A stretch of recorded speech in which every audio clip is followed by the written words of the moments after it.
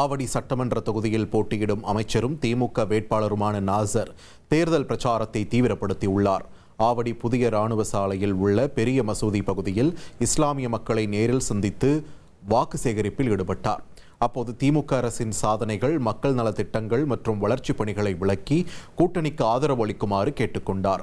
முன்னதாக பிரச்சாரத்திற்காக வந்த சாமு நாசருக்கு கூட்டணி கட்சி நிர்வாகிகள் மற்றும் தொண்டர்கள் உற்சாக வரவேற்பளித்தனர்.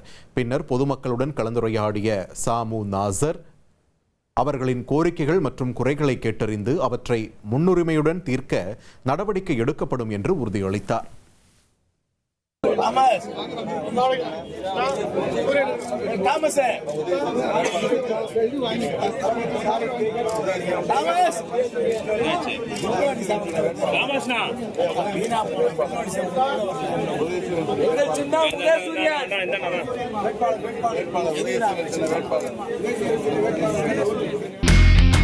இனி செல்லும் இடமெல்லாம் செய்தி.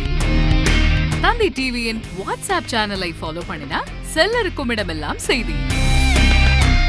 இதோ QR கோட் இப்பவே ஸ்கேன் பண்ணுங்க, ஃபாலோ பண்ணுங்க.